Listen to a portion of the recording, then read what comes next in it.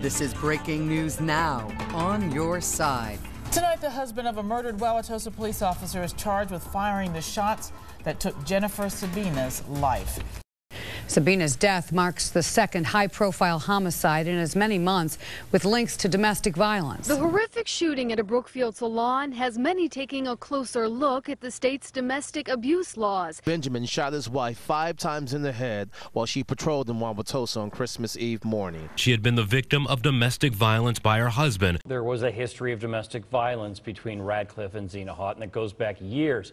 Yet Radcliffe Houghton was never criminally charged with domestic abuse. Jennifer tried to reach for her gun. That's when the husband shot her in the face with her service weapon 3 to 4 times. Could this tragedy have been prevented?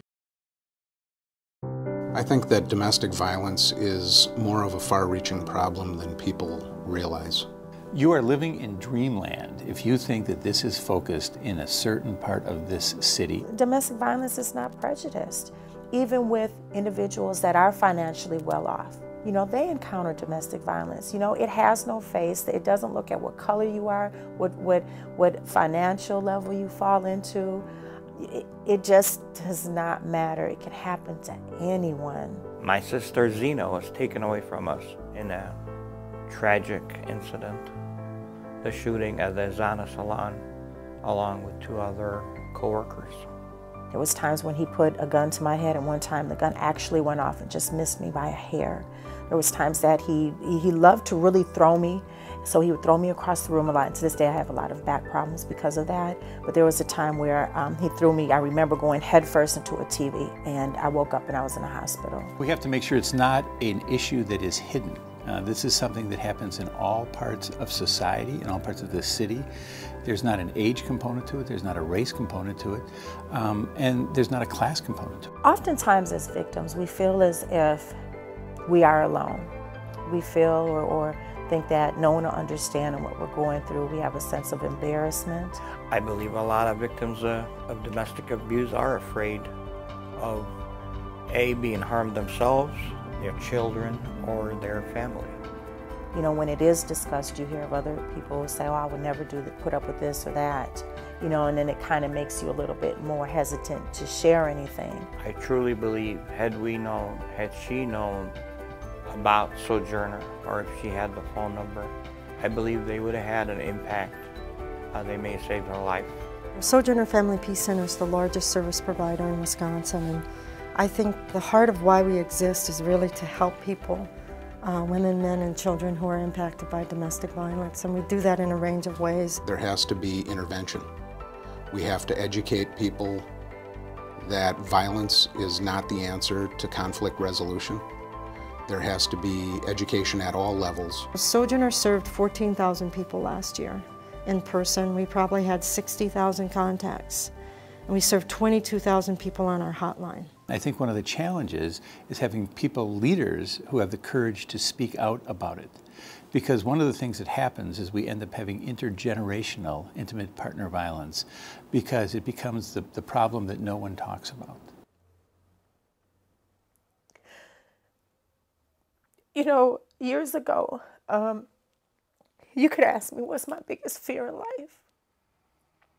And I would say, so that my children don't go through what I had to go through. We're constantly looking for ways to open doors for people to walk through to a different life.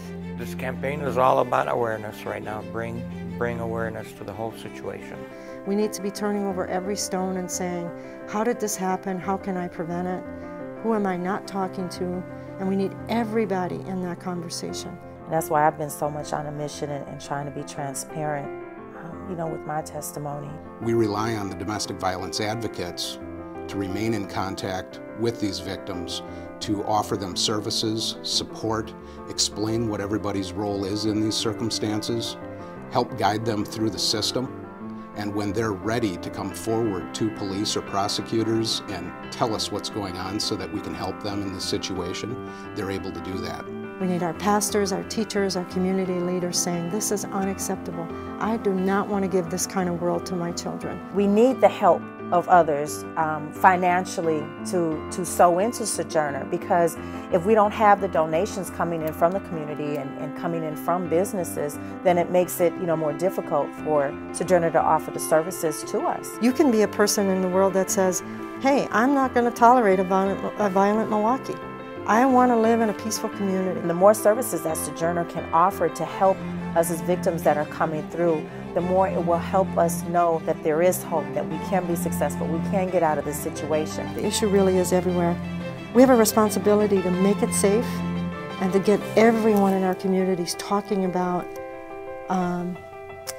opening up the way for people to come forward if they're experiencing violence. Having Sojourner as a resource here in Milwaukee, people don't realize how blessed we are. And I've been involved with the organization since the mid-1980s.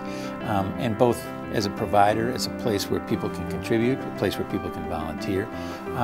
It's a wonderful resource, and we would be much worse off as a community if we didn't have it here. When we know as victims that we have that support system, we have somewhere to go to help us, then we can encourage others, we can continue to build, we can continue to get out there, and then they can see the success of it all. I know Sojourner's doing 200% every day. We have phenomenal staff, and I still know that we could be doing more. If it wasn't for the supporters, the volunteers, and the money, it would be hard, it would be difficult, because we can't do this by ourselves.